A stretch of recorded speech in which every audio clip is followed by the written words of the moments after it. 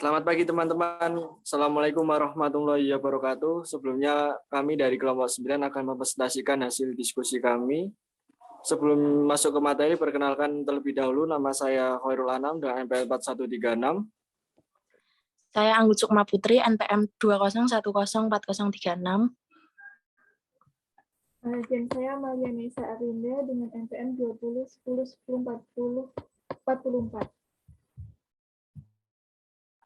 Berikutnya akan dijelaskan dan akan dibuka oleh Mbak Amalia Nisa. Silakan.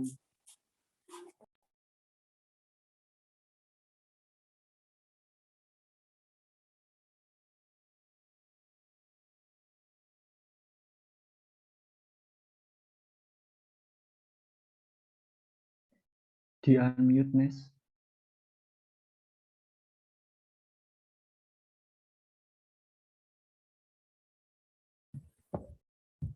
Assalamualaikum warahmatullahi wabarakatuh. Teman-teman dan Bu Gina, kami dari kelompok 9 akan mempresentasikan materi Sistem Informasi Manajemen yang berjudul E-commerce, pasar digital, barang digital.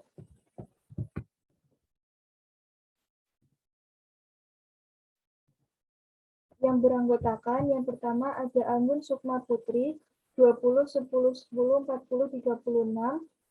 lalu Khairul Anam dengan NPM 2010104136, dan saya sendiri Amalia Nisa Arinda dengan NPM 2010104044. Yang pertama yaitu ada e-commerce dan internet. Nah, e-commerce sendiri merupakan tentang penyedia transaksi komersial secara digital antar organisasi maupun individual. Nah, e-commerce saat ini, misalnya pada tahun 2012 ini terlihat pada data, itu e-commerce itu dapat meningkat. Pada data yang pertama itu penjualan secara online diestimasikan tumbuh sebesar 362 miliar dolar. Yang kedua, sekitar 82,5 juta rumah tangga memiliki akses internet. Lalu pada tahun 2012 juga, jumlah individu yang online itu dari semua tingkatan usia di Amerika itu sudah meluas menjadi 239 juta. Dan sekitar 122 juta penduduk Amerika saat ini juga mengakses internet dengan menggunakan smartphone. Lalu e-commerce dengan jenis yang B2B, bisnis ke bisnis, juga menggunakan internet untuk berjualan dan berkolaborasi antar rekan bisnis. Dan pada hari biasa juga pada tahun 2012 ini diperkirakan 128 juta orang dewasa itu juga menggunakan internet di Amerika Serikat, itu menggunakan media internet. Nah, pada data yang telah tersedia di situ terlihat berarti pada tahun 2012 ini teknologi e-commerce ini sangat meningkat melejit. Lalu yang kedua, materi kedua yaitu mengapa sih e-commerce itu berbeda. Yang pertama, e-commerce itu ada di mana-mana. Berarti e-commerce ini dapat dijangkau di kapanpun kita berada. Nah, kita dalam berbelanja itu dapat mengakses e-commerce ini dengan menggunakan laptop, rumah, atau di tempat kerja pun kita bisa. Di mobil maupun kita menggunakan smartphone itu kita juga bisa mengakses e-commerce ini. Nah, dampaknya dari sudut pandang konsumen ini, kita sebagai konsumen ini bisa dapat mengurangi biaya transaksi. Kita tidak perlu lagi menghabiskan waktu maupun uang untuk pergi ke pasar. Nah, yang kedua yaitu jangkauan yang global. Nah, teknologi e-commerce ini memungkinkan kita transaksi komersialnya itu dapat melintas batas budaya maupun nasional, jauh lebih mudah dan hemat biaya dibandingkan dengan perdagangan secara tradisional. Lalu yang ketiga ada standar universal. Nah, standar teknik universal internet dan e-commerce ini dapat menurunkan biaya masuk pasar. Nah, pedagang itu biayanya harus membayarnya hanya untuk membawa barang mereka ke pasar. Nah, pada yang sama juga bagi konsumen adanya standar universal ini dapat mengurangi biaya pencarian, yaitu biaya yang dibutuhkan untuk menemukan barang yang sesuai dengan yang diperlukan oleh konsumen. Nah, yang keempat itu ada kekayaan manfaat. Nah, kekayaan informasi itu mengacu pada kompleksitas dan isi sebuah pesan. Nah, pada pasar tradisional ini memiliki kekayaan manfaat yang besar karena pada pasar tradisional itu mampu menyediakan layanan secara tatap muka pribadi dengan menggunakan isyarat langsung saat melakukan penjualan. Nah, kalau dibandingkan dengan teknologi e-commerce ini, dengan semakin besarnya orang yang dapat menjangkaunya, tapi pesan yang dihasilkan itu malah semakin tidak kaya manfaatnya. Lalu selanjutnya ada interaktif. Nah, e-commerce ini bersifat interaktif yang berarti memungkinkan komunikasi dua arah antar pedagang maupun konsumen. Lalu ada kepadatan informasi. Nah, internet dan web sangat meningkatkan kepadatan informasi, yaitu dengan jumlah dan kualitas informasi yang tersedia bagi semua pelaku pasar, konsumen, maupun pedagang. Dengan adanya kepadatan informasi di pasar e-commerce ini dapat membuat harga dan biaya menjadi lebih transparan. Transparansi harga itu mengacu pada kemudahan konsumen untuk mengetahui variasi harga di pasar. Nah, ada keuntungannya juga buat pedagang. Nah, adanya kepadatan informasi ini, pedagang online dapat menemukan lebih banyak tentang konsumen dari masa lalu, informasi terkait konsumen dari masa lalu, kebutuhan yang lebih banyak itu konsumen melakukan apa aja. Tuh.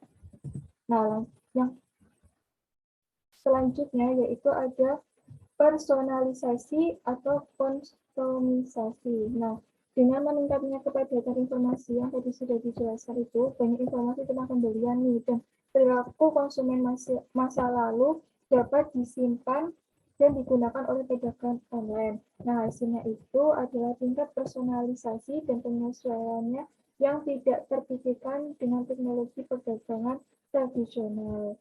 Nah, pada perdagangan tradisional itu tidak terpikirkan dengan adanya teknologi e-commerce ini, dengan adanya banyaknya informasi, jadi dapat terpikirkan.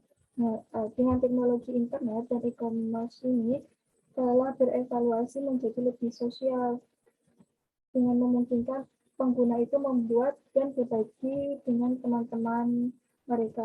Itu pada poin yang teknologi sosial ini generasi pengguna konten dan jejaring sosial ini. Nah, dengan adanya teknologi ini menjadi banyak orang yang mau berdagang itu dengan membuat konten.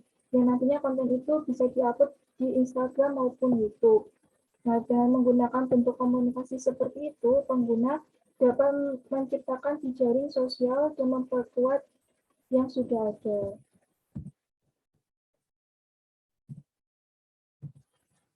Selanjutnya ada konsep utama dari e-commerce, yaitu pasar digital dan barang digital di dalam pasar global. Nah, internet telah menciptakan pasar digital di mana jutaan orang itu di seluruh dunia dapat menukar sejumlah besar informasi secara langsung dan gratis. Nah, akibatnya internet telah mengubah cara perusahaan melakukan bisnis dan meningkatkan jangkauan global mereka. Dengan adanya pasar digital ini, konsumen maupun pedagang itu sangat fleksibel dan efisien. Lalu dapat menurunkan atau meningkatkan biaya peralihan bergantung pada sifat barang atau jasa yang dijual dan dapat menyebabkan beberapa penundaan demi tingkat kepuasan yang diinginkan. Jadi perusahaan itu menunda demi kepuasan konsumen dalam menikmati produk yang dipasarkan sama perusahaan. Lalu dengan adanya pasar digital ini dapat menyediakan banyak kesempatan untuk menjual produk secara langsung pada konsumen. Tuh. Terus barang digital itu merupakan barang yang bisa dikirim melalui jaringan digital seperti musik, video, film Hollywood, perangkat lunak, surat kabar, majalah, dan buku yang semua bisa diunduh, disimpan, dikirim, dan dijual murni sebagai produk digital.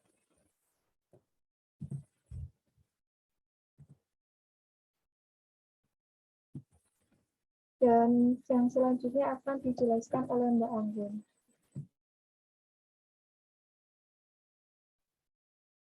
Baik, untuk selanjutnya yaitu e-commerce dan teknologi. Yang pertama, bisnis e-commerce berbentuk bisnis ke konsumen atau bisnis to consumer B2C. Melibatkan pengejaran produk dan jasa ke konsumen. Contohnya seperti jasa laundry, ojek, salon, ataupun penjual makanan. Yang kedua, bisnis e-commerce berbentuk penjualan barang dan jasa di antara bisnis. Contohnya, importer spare part mesin yang menjual barangnya ke pabrik tekstil. Yang ketiga, bisnis e-commerce berbentuk konsumen ke konsumen atau consumer to consumer C2C, melibatkan konsumen yang menjual secara langsung kepada konsumen seperti Bukalapak, Blibli, Shopee, dan marketplace lainnya. Selanjutnya, model bisnis e-commerce. Yang pertama, portal. Situs di mana pengguna mengaturnya sebagai laman muka atau homepage. Model bisnis portal menyediakan situs tujuan di mana pengguna bisa mulai menggunakan web pencarian mereka dan tetap di sana untuk membaca berita, menemukan hiburan, bertemu orang lain, dan berbuka iklan. Yang kedua, e-tailer. Toko retail online. Keunggulan dari e-tailer adalah memberikan kenyamanan, gaya belajarnya selama 24 jam dalam 3 minggu, menawarkan pilihan yang banyak untuk konsumen. Yang ketiga, penyedia konten. Penyedia konten mendistribusikan konten informasi seperti video digital, musik, foto, teks, dan karya seni ke dalam web. Keunggulan utama dari penyedia konten adalah bahwa konsumen bisa menemukan konten online yang sangat banyak sesuai dengan harga yang relatif murah untuk dimainkan, untuk dilihat dalam beberapa perangkat komputer atau smartphone. Dalam penyedia konten terdapat dua bagian. Yang pertama, podcasting, yaitu sebuah metode publikasi audio atau video melalui internet yang memungkinkan pengguna berlangganan untuk mengunduh data audio ataupun video ke dalam komputer pribadi mereka atau komputer musik tertentu. Yang kedua, streaming, metode publikasi untuk data musik dan video yang berjalan secara berkelanjutan dari konten ke perangkat pengguna tanpa perlu dikumpulkan secara lokal di dalam perangkat. Selanjutnya, perantara transaksi. Perantara transaksi yaitu siber yang memproses transaksi untuk konsumen, pada umumnya dikelola oleh satu orang dengan menggunakan telepon atau dengan pos. Industri yang terbesar menggunakan model ini adalah jasa finansial dan jasa perjalanan. Selanjutnya, pencipta pasar. Pencipta pasar membangun lingkungan digital di mana pembeli dan penjual bisa bertemu, menampilkan produk, cari produk, dan menetapkan harga. Mereka menyediakan tempat di mana penjual bisa dengan mudah menampilkan produk mereka dan pembeli bisa dengan mudah membeli langsung dari penjual. Selanjutnya, penyedia layanan. Penyedia layanan menjual jasa-jasa online seperti aplikasi web 2.0, berbagi foto, dan situs online untuk menyimpan dan membuat data cadangan. Selanjutnya, penyedia komunitas, yaitu situs yang menciptakan sebuah lingkungan digital di mana orang-orang dengan ketertarikan yang sama bisa bertransaksi. Bagi hal yang menarik, foto-foto, video, berkomunikasi dengan orang-orang yang sesuai, menerima informasi yang relevan dan menarik, dan bahkan bermain fantasi dengan mengadopsi kepribadian online yang disebut avatar. Next, Mbak.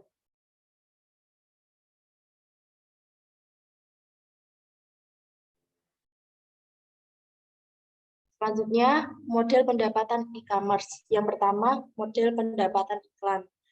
Pada model pendapatan iklan, sebuah situs web menghasilkan pendapatan dengan cara menarik massa atau pengunjung dalam jumlah yang besar yang bisa diberikan penawaran.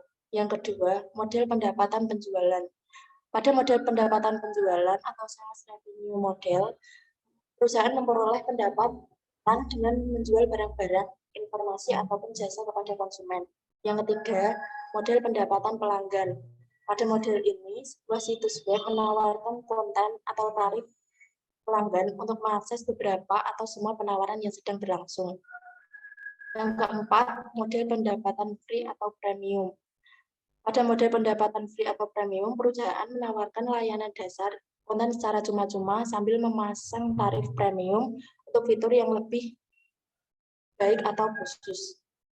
Selanjutnya, model pendapatan biaya transaksi. Pada model pendapatan biaya transaksi, sebuah perusahaan mendapatkan pembayaran untuk menyediakan atau melakukan sebuah transaksi. Model penerimaan biaya transaksi mendapatkan penerimaan yang luas karena biaya sebenarnya dalam menggunakan jasa tidak langsung terlihat oleh pengguna. Yang terakhir, model pendapatan afiliasi. Pada model pendapatan afiliasi, situs web atau disebut situs web mengirim pengunjung ke situs lain sebagai imbalan dari sebuah biaya rekomendasi penerimaan atas penjualan yang terjadi. Contohnya seperti Shopee Affiliate ataupun TikTok Affiliator. Next, Mbak.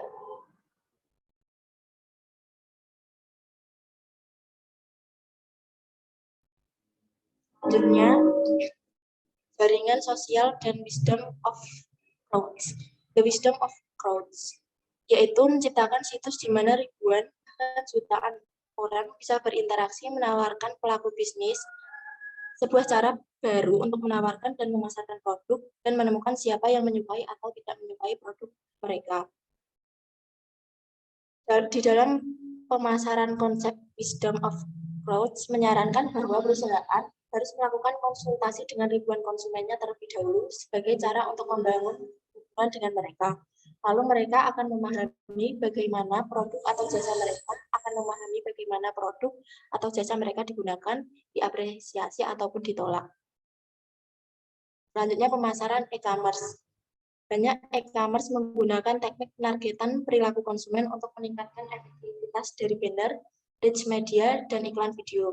Penargetan perilaku bertujuan untuk mendapatkan clickstream atau jejak perilaku untuk melakukan klik dari individu atau ribuan situs web dengan tujuan untuk memahami minat mereka dan mengenalkan mereka pada iklan yang cocok dengan perilaku atau minat mereka. Next, Mbak.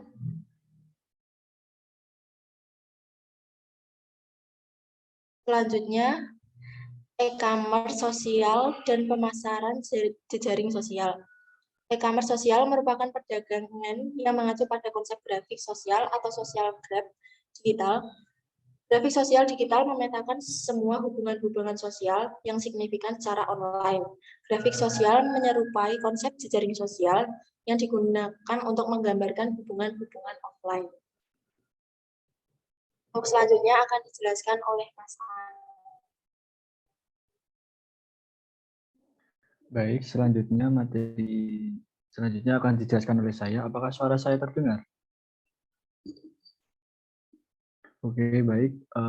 Materi selanjutnya yaitu ada e-commerce B2B, efisiensi dan hubungan baru. Tadi sudah dijelaskan oleh Mbak Anggun tentang B2C. Sekarang saya akan menjelaskan e-commerce B2B. Nah, jenis e-commerce ini dilakukan oleh orang atau pihak yang saling berkepentingan. Contohnya seperti sistem pemasok dengan sistem perusahaan, di mana sebuah perusahaan menjual produk atau jasa kepada perusahaan lainnya. Pada jenis e-commerce biasanya pembeli memesan barang dalam jumlah banyak atau besar. Nah, maka dari itu jenis ini disebut sebagai business to business karena terjadi hanya antara sistem pemasok dan sistem perusahaan. Nah, e-commerce B2B ini menggunakan sistem EDI atau Electronic Data Interchange. Ialah proses transfer data yang terstruktur dalam format standar yang disetujui dari suatu sistem komputer ke sistem komputer lainnya dalam bentuk elektronik. Dengan adanya EDI ini mempengaruhi untuk mempermudah melakukan komunikasi dan melayani selalu lintas dokumen antara dua pihak atau lebih pada waktu yang sama. Teknologi EDI ini dapat memberikan informasi secara cepat dan akurat pada akhirnya dapat meningkatkan efisiensi biaya serta meningkatkan efektivitas waktu. Nah, perusahaan menggunakan EDI ini untuk mengotomisasi transaksi e-commerce B2B dan melakukan pengisian ulang persediaan secara terus-menerus. Pemasok dapat mengirimkan data pengirim kepada perusahaan yang melakukan pembelian secara otomatis, dan perusahaan pembelian dapat menggunakan EDI untuk menyediakan kebutuhan produksi dan persediaan serta data pembayaran kepada pemasok. Mungkin bisa lanjut, Mbak. Nah, selanjutnya yaitu sebuah net marketplace. Net marketplace itu bagaikan e-commerce B2C atau business to consumer, di mana marketplace itu adalah sebagai e-hubs menyediakan pasar digital tunggal berbasis teknologi internet untuk berbagai pembeli dan penjual. Net marketplace ini mengumpulkan pendapatan dari transaksi pembelian dan penjualan serta layanan lainnya yang disediakan untuk klien. Jadi marketplace ini hanya memfasilitasi, jadi antara pembeli dan penjual nantinya akan aman, dan hanya apabila dari salah satu tidak penjual atau pembeli tidak aman, nah maka dananya akan masuk kembali ke yang mentransfer tersebut. Di marketplace ini dapat menetapkan harga melalui negosiasi online, melalui chat, pelelangan, permintaan, dan pengajuan, atau mereka dapat menetapkan harga tetap atau harga net. Terdapat banyak ragam dari net marketplace dari berbagai cara untuk mengelompokkan mereka. Marketplace ini menjual barang langsung dan menjual barang tidak langsung. Barang langsung ini adalah barang yang digunakan pada proses produksi seperti lembaran baja atau produksi barang mobil. Sedangkan untuk barang tidak langsung adalah semua barang yang tidak terlibat langsung dalam proses produksi seperti perlengkapan kantor atau produk untuk pemeliharaan dan reparasi. Mungkin bisa next, Mbak.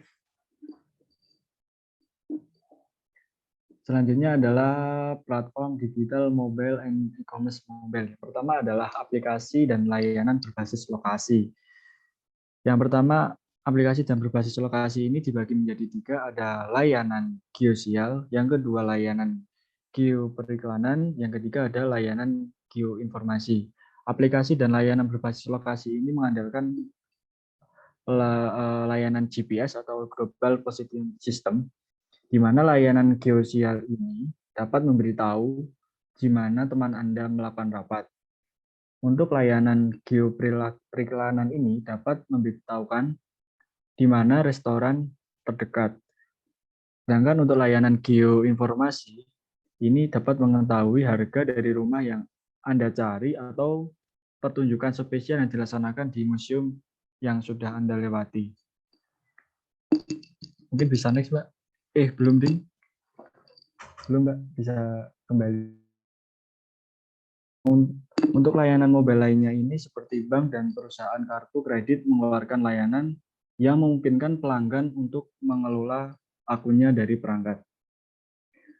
Untuk permainan dan hiburan ini seperti smartphone dan tablet berkembang menjadi platform hiburan yang mudah dibawa kemana saja, dan smartphone dan Android ini menawarkan permainan digital, film, musik, dan lain-lain. Mungkin lebih simpel gitu ya. Mungkin bisa next, Mbak. Oke. Sebab selanjutnya itu membangun kehadiran e-commerce. Yang pertama ada potongan teka-teki dari situs yang dibangun. Oke, untuk tahap ini kita ilustrasikan secara real ya. Untuk potongan teka-teki dari situs web yang dibangun.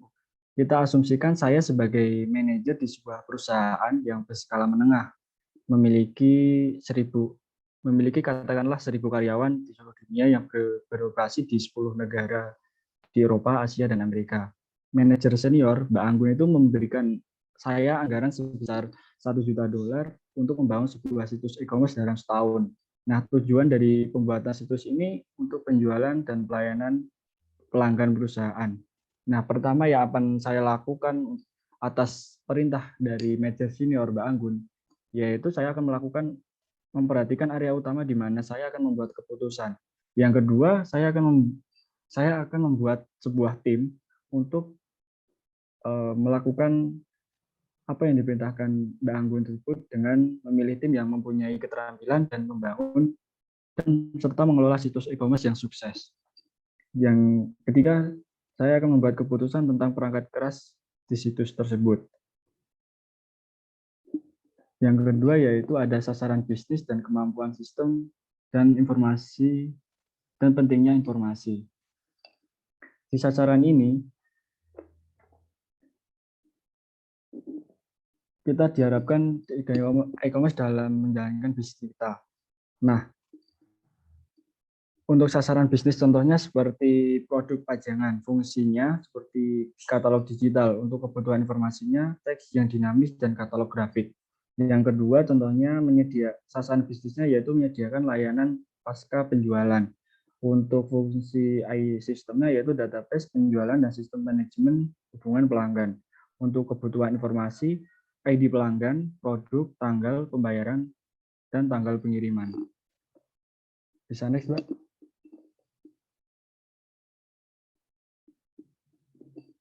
Membangun situs web secara mandiri versus alidaya. Untuk membangun situs web ini secara mandiri, itu pengoperasiannya secara mandiri ada keseluruhan mandiri. Sedangkan untuk membangun situs menggunakan alidaya atau menggunakan vendor, itu ada pembagian tugas dalam pengembangan maupun pengoperasian. Sedangkan dalam pembuatan situs secara mandiri dan pengoperasian situs secara alidaya, itu ada pembagian tugas, pengembang sendiri dan pengoperasian alidaya. Sedangkan membangun situs secara alidaya atau menggunakan vendor dan pengoperasian situs menggunakan vendor juga semua dioperasikan oleh alidaya ataupun vendor yang digunakan. Mungkin bisa next, Mbak.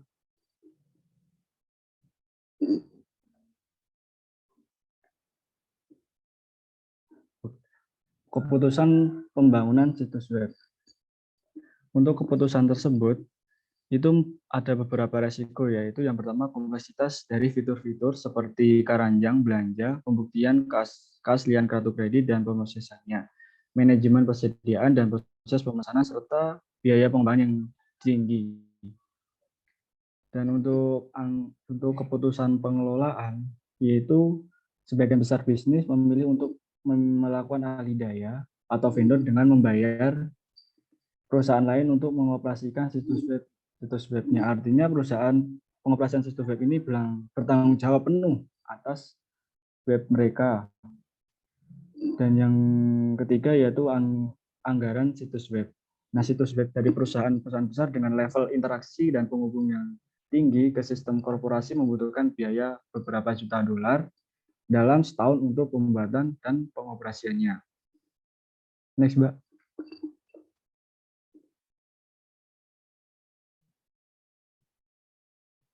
Baik, mungkin cukup sekian dari presentasi kelompok kami. Apabila ada tutur kata yang kurang berkenan dan materi kurang lengkap, mohon dimaafkan. Kami kelompok 9 undur diri. Wabillahi taufiq wal hidayah. Assalamualaikum warahmatullahi wabarakatuh. Terima kasih.